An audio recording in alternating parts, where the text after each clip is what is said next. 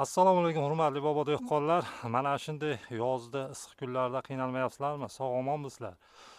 Hozir mana tabiiy holatda 40 gradusdan oshyapti, issiqlar o'ta kuchli.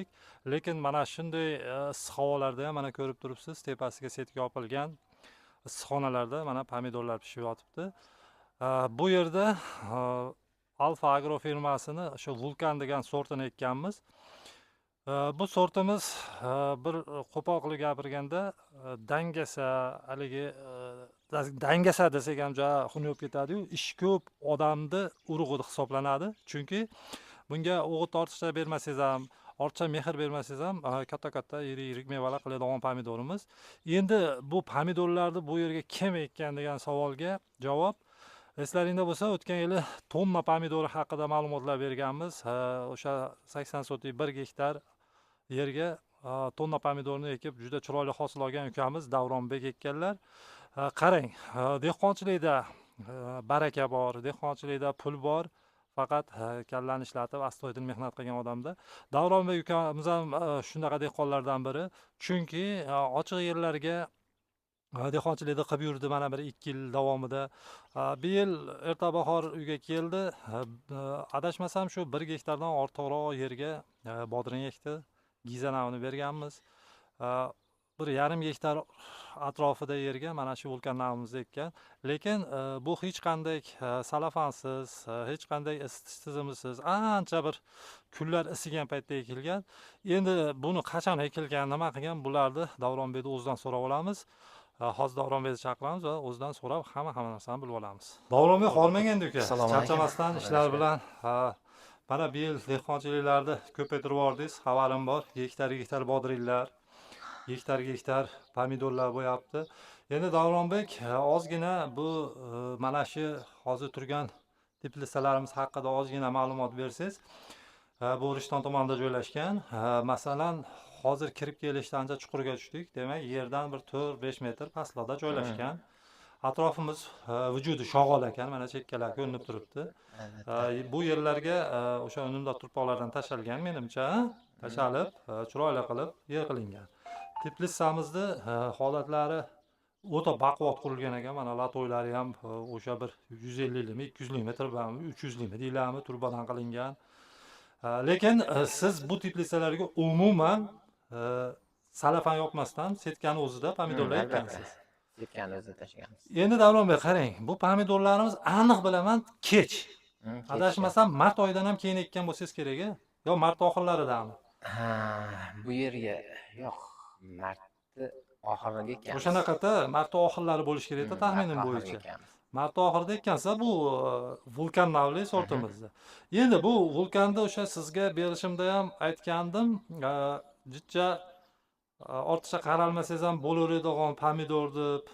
Shu haqida ma'lumot bering endi bu. Albatta, nimasi palak tizimi juda baquvvat ekan. Haqiqatan juda uncha yer tanlamaydi ekan. Uch taraflari yoqdi, keyin yirikligi ham ancha yirik.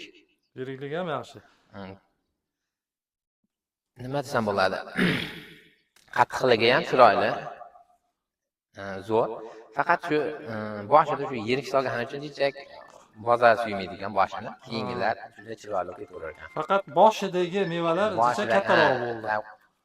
Boshidagi mevalar kattaroq bo'ldi. Endi bunga qarovlar qanaqa bo'ldi? Mehr berdingizmi yo Batiyor aka metodi yaxshi qaramasam ham bo'laveradi deb yaxshi qaramadingizmi? Shu tomondan ham bilyapman. Mehrni ham omala jab yuborganmiz, chunki 90 sotik badini ekkanmiz uchun 90 sotik badring kamroq mehr bo'lib qoldi.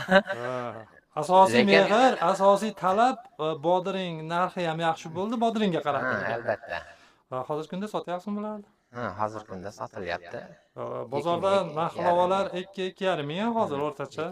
Bozor tushishi ham yaxshimi? Ortiqcha bir tanlov nimalar yo'qmi? Yo'q, yaxshi. Mazalari zo'r. Mazalari shirin. Hurmatli bobo dehqonlar, mana aytganimizdek, ortiqcha nima deydi, Davronbek ham mehr bermagan, lekin shu mehr bermagan holatda ham juda chiroyli mevalar mana ichkarilarda. Agar yaxshi qaraganimizda juda chiroyli bo'lardi ekan. Chek badringa qarab qoldik. Yana ham Xudoga shukr. Endi Davronbek o'zi aslida biz ham masalan juda ko'pi bilan 10 sotik, 15 sotik yerda o'ralashib yuramiz. mana bir yilda mendan ozgina ko'paydi. Ulgurmay qolar ekan haqiqatda. Endi 90 sotlik deb qo'yish oson-u. Tem bo'ldi 90 sotlikdagi bodring bitta ikkita odam charchatib tashlaydi. Albatta. Oddiygina terib sotishni ham o'zi katta ish deb hisoblayman-da bodringni. Albatta. Sababi o'sha 4 sotliklik, 3 sotliklik teplitsamizda ham 4 kishi, 5 kishi azonda uzishni boshlaymiz, tezroq bozorga olib boraylik deb. Shuni to uzib, qoplab, sotib kelguncha ham 2-3 soat o'tib ketadi. Bu gektarda ayniqsa juda ko'p bo'ladi. Albatta, O'ziga yarasha sotish o'zi ham mehnat. ancha mehnat bo'lyapti. Endi juda ko'p joyda shu pomidorni haligi virus chiqmayapti-yu, tabiiy virus deymiz. Nima deydi? Ishlari nima deydi? Haligi oq bo'lib, bez bo'lib birorta ko'rdingizmi ichida shunaqalar bormi bunda ham yo bez yo'qmi? Mana shunday issiq kunlarda. Avto Yo'q. rosa tushadigan joylarda. Yo'q, hozircha ko'rmadim. Ko'rmadingiz. Demak, bu ham o'sha viruslarga yaxshi emlangan ekan. Buni o'zim ekib ko'rmaganim uchun o'sha urug'ini firma bergan, Baxtiyor aka yaxshi bexijolat degan. O'tgan yili o'zimizda Palason degan qishlog'imiz bor, o'sha yerga berganimizda dehqon minnatdor bo'ldi, juda chiroyli ekan dedi. Ham tez pishdi dedi. Sizda qanaqa vaqtda pishdi? Menda ham o'zi dechak hozir emas, yana bir 10 kundan keyin pishish kerak edi, dechak vaqtida pishib qoldi. o'zi Chunki meni hisobimda mana aholidagi tugagandan keyin chiqish kerak edi-da. Hozir deyarli aholniki bilan bir xil bo'lib qoldi. Ya'ni dechak vaqtida pishib qoldi. Endi kunda issiq kelgan ekanmi yo dechak kichikroqmi? Bu tomchilatish sistemasi ko'rmayapman, bu Yo'q. ariqdan bo'lyaptimi? Ariqdan bo'ladi. O'g'itlar ham hamma yo'q ariqdan bo'ldi. Ariqdan. Tushunarli. Demak, sizda juda ortiqcha mehr yo'q, lekin shu holatda ham juda chiroyli bo'lgan. Hurmatli bobo dehqonlar, mana ko'zlarimni oldida hozir bir shodani uzdim. 6 ta pomidor. O'sha ikkinchi kislar o'rtacha bo'lar ekan mana shu holatda. Pomidorlarimiz ham juda chiroyli. Davronbek, endi baribir kommentariyalar yozishadi. Endi sizdan so'rashni imkoniyati yo'q. U paytda kommentariyalar yozishadi. Dehqonlarga bu nav haqida nima deysiz? Misol, erta bahor juda ko'pchilik misol fevral oylarida, yanvar oylarida ekishadi. Eksa arziydiganlarmi yo minus tomonlari ham bor ekan? Ikkisi arziydi. Nima desam bo'ladi? Bunga eng yaxshi tomoni misol dechak oriqroq yer bo'lsa ham yaxshi o'rnashib ketaverar ekan, uch tarafi bor. Jiri bor yerlar bo'lsa, dechak mevasi yana ham yirikroq bo'lib qoladi. Shu boshqa sotishda dechak qiynalishi mumkin. Keyingilar chiroylashib ketaveradi. Boshqa mevalar sal yiriklashib, o'shasini hisobini qilsa bo'ldi. bo'laveradi. Hurmatli bobo dehqonlar, bu urug'imizni narxi ham olmo, alamina nimalarga o'xshagan qimmat emas, arzonroq. Bemalol ekishlari mumkin. Masalan, haligi Davronbek aytgandek jiri yo'q, go'ng tushmagan, haligi nima deydi? Moliya tomonidan solalmay, juda ko'pchilik qiynalib qoladi. O'shanaqa yangi yerlar bo'lsa, bemalol ekishlari mumkin. Mana dehqonimiz aytyapti, yaxshi navlar. Davronbek, endi baribir setkiz bo'lgan bilan teplitsa issiq. Videoni tugatamiz, qisqacha qildik. Mana juda chiroyli gaplar bo'ldi.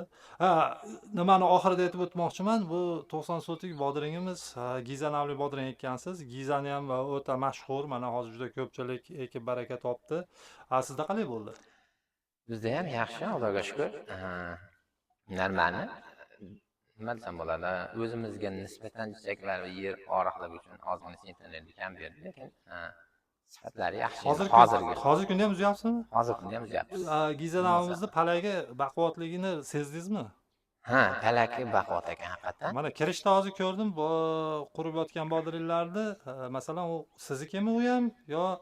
Yo'q, u ham bizniki. Nima desam bo'ladi? Dori solishda xatolik bo'ldi.